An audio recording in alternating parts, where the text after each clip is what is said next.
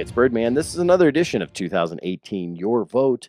And today we're going to be talking about an interesting topic. Now, I've got with me Miss Lisa Test, correct? Yeah. Yeah. And now we're going to be talking about fracking, but there isn't really time to put a ballot initiative in place for this year's election. So you're looking at 2020, correct? Yes. Okay, and I just want to explain to the viewers, the reason we're going to cover this now is because this is something that you can bring up and be talking to anybody that's running. It's going to be a top of interest moving forward, and we just want to make sure people get the most information that they can about it so they can make an informed decision. Right. Correct? hmm Okay, so why don't you let me know, first of all, what group you're from and what you'd like to talk about when we're talking about fracking. Well, I'm with a citizens group called No Fracking AZ.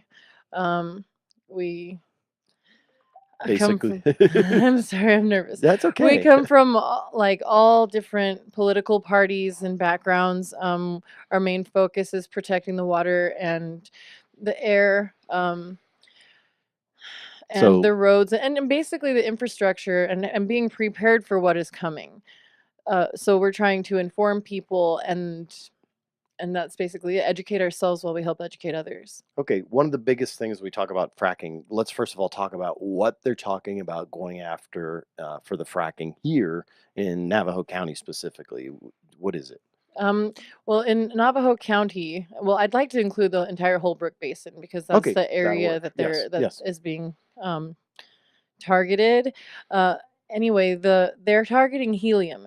In fact, they're calling it the Saudi Arabia of helium. So, as far as we know, there's at least 15 companies that are interested in coming in and um, drilling for helium, but also fracking as well. Okay, so now I've heard of fracking and I've heard of it mostly in relation to natural gas. This isn't that. We're talking about helium, which is the stuff that makes you talk funny after you suck it out of a balloon, right? Right. Do you know what else is it used for other than that kind of a thing? Or Yes. It's used for MRIs, deep sea diving. It's used for space travel, and it's also used as boosters for like weapons, like okay, and then it's an insulator.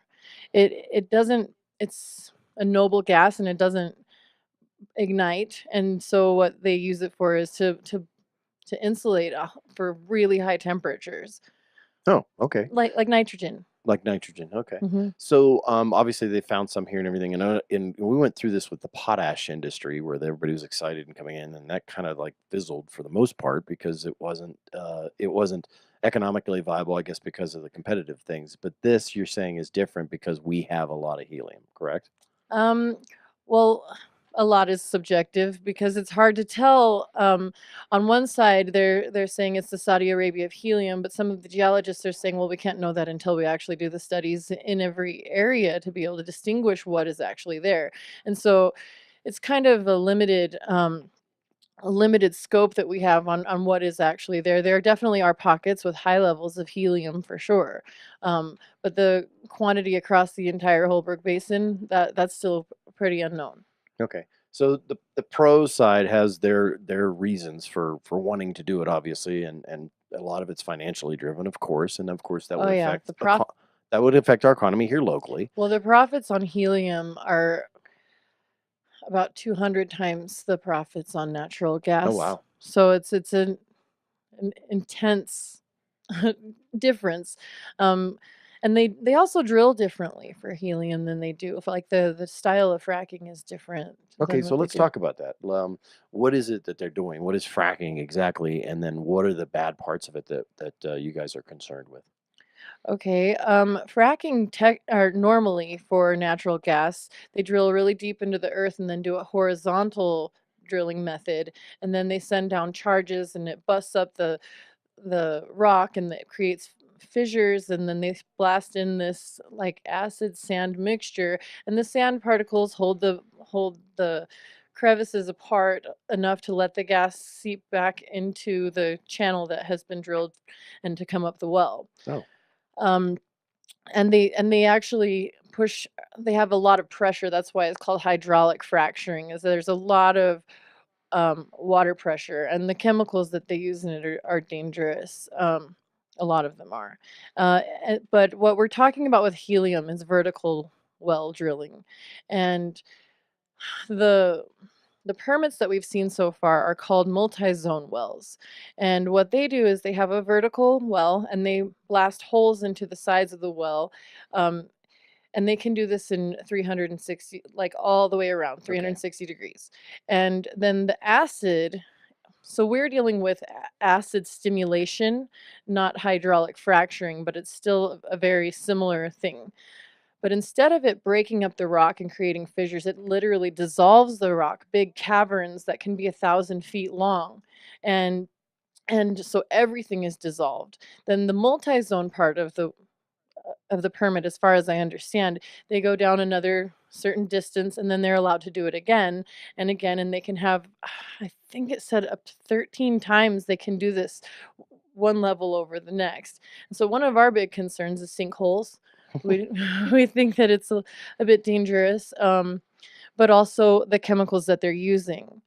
Um, when I don't even know if I'm allowed to go into this, but when I spoke with someone at ADEQ last week, he was saying that it was a weak acid, and I was like, "Well, um, I I think that's subjective because you have to consider the fact that it's actually going through limestone and sandstone and actually dissolving this." Which also makes a concern about the casings because the casings are cement casings, and so those are they going to be dissolved too with this strong of an acid? It doesn't sound weak to me, so I got a list of what was in it, and we've been doing MSDS sheets on it to try and figure out what's going on. But there's a lot of research that has to go into all of this to be able to even try to understand, and that's one of our hugest problems is the preparation to even have people understand what's coming since we're different than Right. regular natural gas. It's a lot of work. Well, there's not even really a whole lot of. I looked around the web and looked around for resources. There's not a lot of whole understanding of what they use for the fracking material and the first of the liquid that they use. And as far as I know, they have listing sheets on it. But the sheet she's talking about is a material data handling sheet, which safety sheet, Mhm. which is required now by OSHA on all job platforms. So it doesn't matter if you've got a chemical or if you've got a liquid or something that's caustic or something like that, they have to have a data sheet on it. So that's part of the good thing for you is you can actually look into it to see what it is. The cavern thing is kind of interesting, and I've seen previously where they've called out that, and I'd love to hear from the pro people as well to hear why this isn't an issue. Well, I wanna But know too, like, but helium is such a mystery to all of us that we're just having yeah, to go blind into the research and just spend tons of time on it. but I've heard that that some of them have actually caused earthquake, or they have tied them to earthquakes in certain areas. So we certainly wouldn't want that here. Well, Um, the earthquakes have to do with the disposal of the, they call it produced water. So once they mix the chemicals into the water to do the fracking process, when they pull that out of the well, they have to put it somewhere. And when they put it back into the earth and use an injection method to put it underneath the soil, um, studies are starting to show that they can actually predict the size of earthquakes based on the depth that the produced water is yeah, injected back into the ground. well then. And so the deeper the injection, the higher the risk of a larger earthquake is what it's looking like. Okay, so your overall goal here is to get people educated, get them to Yes. start thinking, start to ask questions, and get more people to help to do it. And you want to raise the awareness, and like you said, you're going to put something on the ballot for 2020. What would you like people to do if you're reaching out to them now? How do they contact you, and what kind of help do you need? Well, we can use help in all sorts of areas. We need to do preliminary water tests, so raising funds for that because it's kind of expensive. You have to test for the ingredients that they're putting into the injection or the acid stimulation medium, and so you have to have the tests ahead of time that show those specific chemicals and what they're at, so you have a baseline. Because if they don't show up ahead of time, or if they weren't tested for ahead of time, then there's no way to know if it was there or if it wasn't, and so I think it's important for people to protect themselves that way, but for one well, it's like $1,200 to do a Yeah, baseline nothing's cheap. test. It is unless you're me. Yeah. Um, But well, right now is the protest period for the stuff near the petrified forest. And we actually have a pre-written letter that you can sign and fax in, except for we tried to fax things in today and their fax machine is off and we have just a couple days left. We're dealing with lots of this kind of So where are you craziness. faxing it? They don't have an The email that you can BLM, send to? BLM it doesn't has accept to be emails? no, no, it literally says no. Come on. We actually had someone go in there last week to try and hand them in his letter, and on the BLM website, it says that he's allowed to hand it in person, but they wouldn't accept it. So it's kind of been an interesting Hmm. situation. I think that some of these um, problems that we've been coming across trying to communicate with authorities is the reason why the Navajo County Board of Supervisors agreed to kind of work with us so that Right. they can help us try to make sure that we can navigate what's going on because